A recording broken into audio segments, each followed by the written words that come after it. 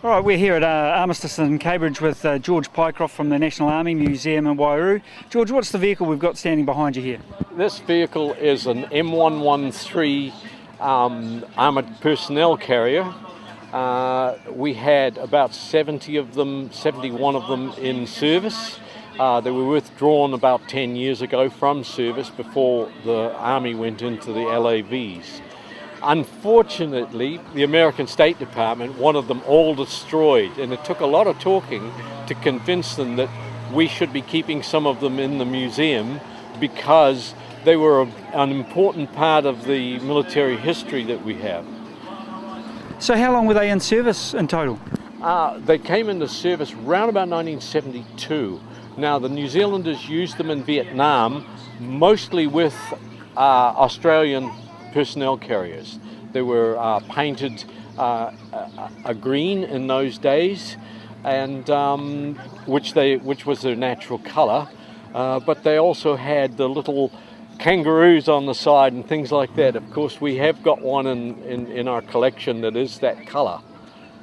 So, how many crew did the units take? They had 2 crew. They had a commander and a driver, and they carried what was then a section of men, which was 9. And they have a back door which drops down to let the troops out in a hurry and this sort of thing. So at the moment, George, I don't see any weaponry on this. Was it armed at all, or just... It was armed, yes. It had a 50 cal and a 30 cal machine gun. And what sort of speed could it do? But they recommend about 45 miles an hour as a maximum, which is quite quick, which puts them up into the, 80 Ks, just short of 80 Ks. In a lot of cases, they'd go a bit quicker than that, but yeah, that was their speed.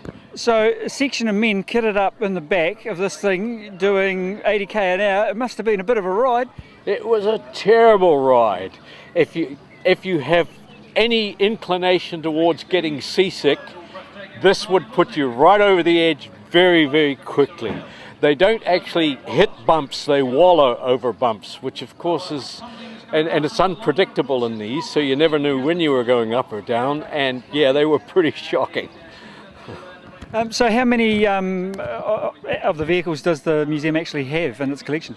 We have got all the variants, which are about 6 or 7 variants. And then we have the UN, the United Nations one that was sent to Bosnia in 1993, and a couple of standard ones. And we were given some for other purposes, which are spread around the country at the moment, including this one. We ended up with 14 of them. Right, so that's quite a good sized collection. So you've mentioned to me before that at Waiouru you have a lot of vehicles in storage at the moment. So if people call into the museum, they'll actually be able to have a look at one of these? We've now got a situation set up where we have a behind the scenes tour that they can add on to. It's usually an organised tour that they have to add on to organised groups coming to our museum. And if they want to do behind the scenes, we just tack on an extra entry fee for that, and we've got an area there that can have a good look through. We've got some pretty good interesting vehicles in the actual area that we've got these set up in. Now, I'm sure there are probably a lot of people around the country like myself who have been a while since we've been through Waiouru and through the museum. So if anybody got to thinking of putting a group together like that to do the behind the scenes things, how many people would they need in a group? Well, we like to work on a minimum of 15. If it's anything less than that, unfortunately with the way the costs and that sort of thing would have to be adjusted accordingly. But yeah, usually 15. So, yep, tour groups of 15 or more people. Let's get out there and get organised and get to the National Army Museum at Waiouru. We've got some great displays on board at the moment. We have one display strictly on horses, which is a very, very moving display called Harnessed. And that is a very interesting display in its own right. We have things changing in the museum on a regular basis now, so some of the old designs that you've seen or old displays that you've seen are still there. However, we have also have a lot of displays being changed. Excellent. It sounds like a good thing to organise for this coming summer. George Pycraft, thanks very much. Great, thank you.